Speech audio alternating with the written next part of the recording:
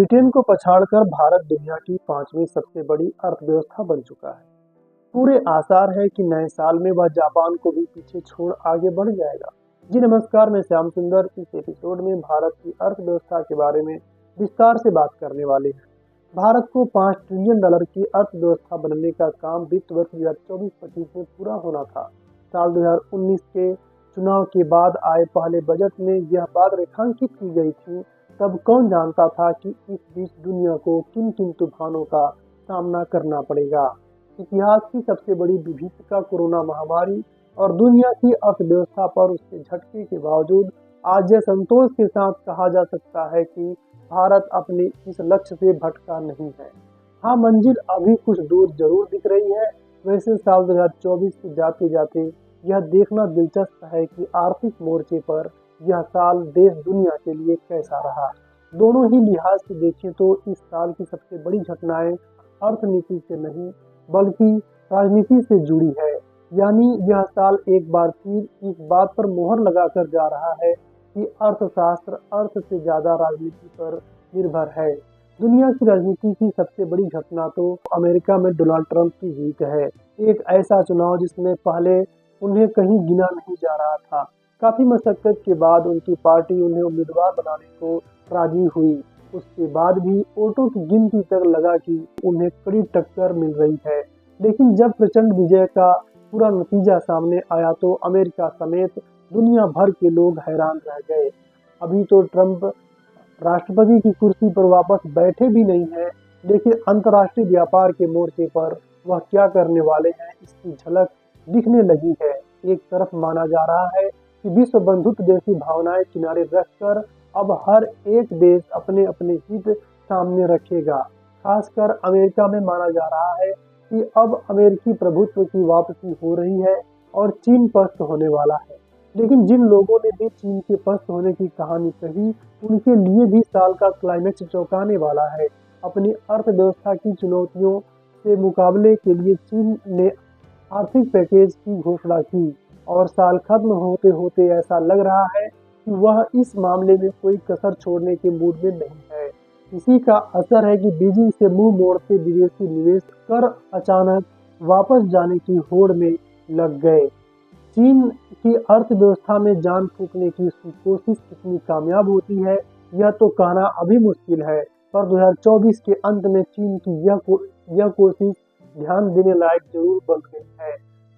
Trump और राजनीति को किनारे रख दें तो औद्योगिक मोर्चे पर या कारोबारी दुनिया या आम इंसान की जिंदगी या रोजगार के लिहाज से आर्टिफिशियल इंटेलिजेंस यानी एआई का तेज प्रसार इस साल की बड़ी घटनाओं में से एक है।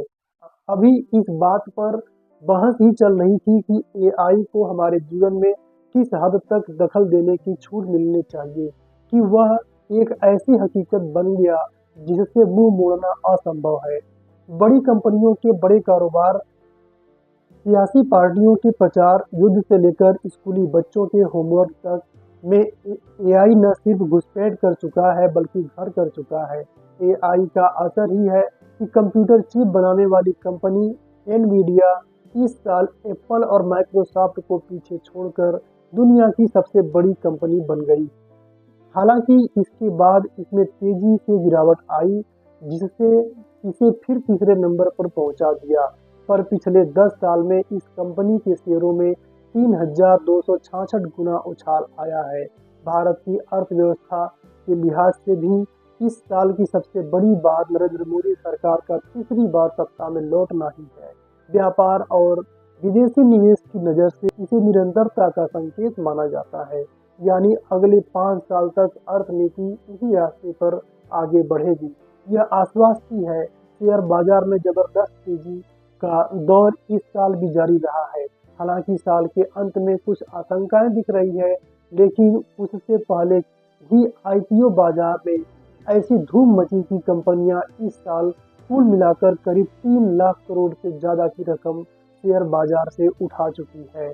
अब भी जो अच्छे आईपीओ आ रहे हैं उनके सामने जिस अनुपात में अर्जियां लग रही है वे दिखाती है कि भारत में कितनी बड़ी रकम अभी बाजार में और आ सकती है।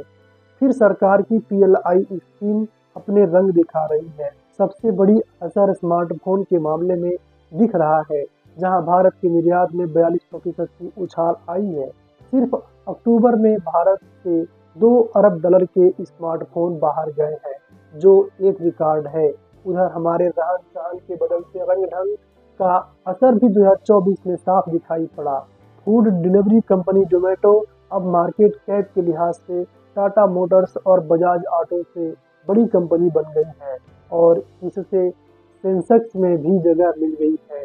इसके साथ ऐसी न जाने कितनी छोटी-छोटी कंपनियां या स्टार्टअप खड़े हो गए हैं, जो हमारे आपके शौक या ज़रूरतें पूरे करते हैं और आसपास के अनेक लोगों का रोजगार भी देते हैं। लेकिन 2024 का एक बड़ी चिंता बाजार में मांग कम होना है। लाखों कारें बिना बिके खड़ी है। लगातार 2 तिमाही कंपनियों के नतीजे कमजोर आए हैं। बाजारों में मूड सुधरता नहीं दिख रहा है और साल बीतते बीतते यह फिक्र शेयर बाजार पर भी हावी होती दिख रही है। उम्मीद है जनवरी से माहौल बदलेगी। भारत ब्रिटेन को पछाड़कर दुनिया की 5वीं सबसे बड़ी अर्थव्यवस्था बन चुका है। पूरे आसार हैं कि नए साल में वह जापान को भी पीछे छोड़ेगा और चौथे नंबर पर पहुंचेगा। हालांकि 5 ट्रिलियन डॉलर के आसपास पहुंचने की उम्मीद की जा सकती है। साल 2025 में भारत की तरक्की का दारोमदार अब इस पर है कि हर मोर्चे पर कितनी समझदारी दिखाई और बरती जाती है।